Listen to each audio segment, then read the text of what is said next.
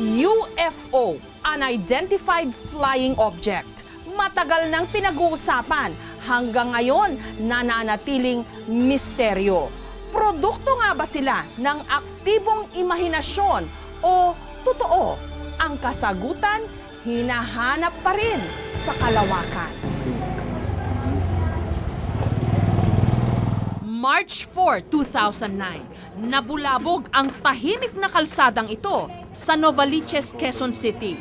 May nakita raw kasi ritong tila hugis plato o disk na lumilipad. Ang hinala ng iba, ito'y UFO o Unidentified Flying Object. Pinaniniwalaang sasakyan daw ng mga alien mula pa sa ibang mga planeta. Ang kumuha ng mga larawang ito, ang 13 anyos na si Francis, hindi niya tunay na pangalan. Nagpipicturan po kami dyan lang po sa tabi, tapos po may nakita na kaming disc. So nung pagkatapos nun, sinundan na po namin hanggang sa napunta siya sa taas. Tapos nung pag-alis na talaga sobrang bilis talagang inablink ko pa rin na wala na. Nagtanong kami sa kanyang mga kapitbahay kung may naaalala ba silang nangyaring kakaiba noong March 4. Kakaibang lumilipad. Lumilipad lamok. Pero ang ilan, naniniwala sa nakita ni Francis. Minsan po nakakita po akong lumilipad. Ano po yung nakikita mong lumilipad? Para pong nakasira pong silver. Ang mga litrato ng di umano UFO agad in-upload ni Francis sa YouTube. Matagal nang hinahamon ng mga video at larawan ng di umano'y mga UFO ang ating mga isipan. Lalo pat napakaraming website ngayon ang tumatalakay sa mga UFO. Lumipad na ang mga flying saucer na ito maging sa YouTube.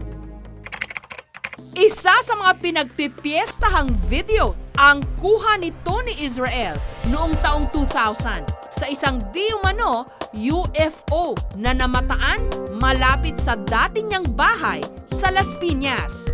Natutulog ako sa papag and then napukaw ako mga bandang alas 7 at bigla akong napasilip sa bintana at nang makita ko nga ang buwan, nagsimula silang gumalaw, kumilos. Kakaiba na talaga. I grabbed my camera upang kunan yung aking nasaksihan. Mula raw noon, sunod-sunod na ang mga nakikita niyang di umano spaceship. Hindi lang yan, madalas din daw siyang dalawin sa panaginip ng mga nilalang mula raw sa ibang planeta. Di umano, may importante raw kasing mensahe ang mga ito sa sangkatauhan. Magkakaroon ng malaking disaster. Sinong pipiliin nila na iligtas at kung paano ililigtas? Of course, there's going to be a lift. Isasakay nila tayo sa isang malaking spacecraft and then Alam ni Tony na marami ang nagdududa sa kanya at baka nag-iisip na nasisiraan na siya ng bait. ang bawat naman isa sa atin ay may karapatan para sa kanyang sariling opinyon. So, nasa sa kanila yan at nasa sa akin na rin yun. Walang dudang mataas talaga ang interes ng publiko pagdating sa mga kababalaghang katulad ng UFO. May ilan, sinasadya pa nga itong tuklasin. Nito lamang Miyerkules, naabutan namin sa Nasugbu, Batangas, ang grupo ng Muslim Scouting Committee of Quezon City. Hindi lang daw simpleng camping ang sadya nila rito, kundi UFO sightseeing. We want to teach them about stargazing. At the same time, we will also let them experience kung ano yung pwede natin makita tonight. Baka dito po sa dagat may makita kaming mga kababalagan. Medyo kinakabahan pero masaya po. Tsaka excited po ako. Dahil malakas ang alon, imbes na mag-night diving, nag-stargazing na lang ang grupo. Hanggang may nakita raw ang kanilang leader na si Bong. Nakuna ng aming kamera ang isang munting ilaw na kumikislap-kislap sa malayong isla. Wala tayong nakitang bangka na may ilaw na papunta dyan. Nakita lang natin biglang lumutang yung ilaw na yun, napaka-bright. Sa palagay ko para sa akin kwan yun yung mga mamumusit lang na hindi ko rin naman nakita yun Dito sa Pilipinas, sa tuwing meron di umanong mga UFO sightings, ang kalimitang takbuhan, ang Pag-asa. Mula 1979 hanggang 2006, 16 na kaso raw ng unidentified flying objects sa Pilipinas ang naitala. And most of them, mga natural phenomena, mga natural object, optical illusions, caused by refraction, reflection ng mga lights na pumapasok sa medium. So napapagkamala ng mga UFO. Ipinakita rin namin ang litrato ng di umano pinakahuling UFO sighting sa Pilipinas. Kailangan pagka ganitong sitwasyon, kailangan ng thorough study and research investigation para makakuha tayo ng magandang kasagutan. Palagay niyo ano po ito? Kuhan yung super kalan. Parang experiment lang mga estudyante. Sumangguni rin kami sa isang video expert kung totoo kaya o peke ang di umano latest UFO sighting sa Pilipinas. Dapat makintab itong part na to, di ba? Which is ang nangyari, itong mga bata ang malinaw. Tsaka yung tinuturo ng bata, pag ganito, hindi naman dun sa ng object. So, talagang ipinatong yung object. Sinubukan naming gumawa ng sarili naming version ng UFO. At ang lumabas sa video, pwedeng paikutin ang imahinasyon ng marami.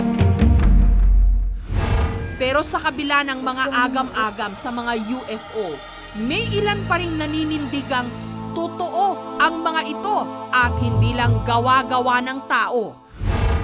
Taong 1992, naging matunog ang pangalan ng aktor na si Roy Alvarez pagdating sa usaping UFO. Di umano, nakakausap niya ang mga ET o mga extraterrestrials. Makalipas ang 17 taon, heto na si Roy Alvarez, isa ng environmentalist. Pero patuloy pa rin daw ang kanyang pakikipag-ugnayan sa mga out of this world niyang kaibigan. Nakita ko kung bakit naglalabasan yan. Winawarningan tayo. Hoy, tao, gising. Ang iyong mundo ay nasisira na. Wala ka nang matitirahan. Kapag hindi ka gumanap bilang tunay na tao, papaano na ang kapwa mo? Pero ayon sa isang sociologist na aming nakausap, ang mga kwento tungkol sa mga UFO at sari-saring mga misteryo pumapatok talaga sa mga partikular na panahon.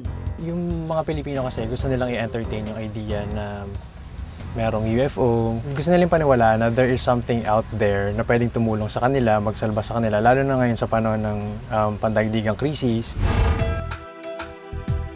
Sa lawak ng kalawakan, hindi maiwasang isipin na baka nga may iba pang nilalang bukod sa atin.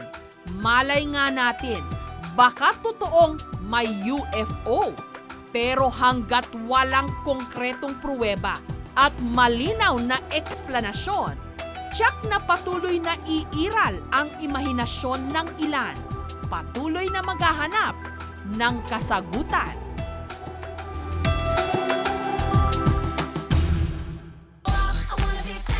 Susunod, Pussycat Dolls live in Manila kasama ang kanilang lead vocalist na si Nicole Scherzinger, may dugong Pilipino.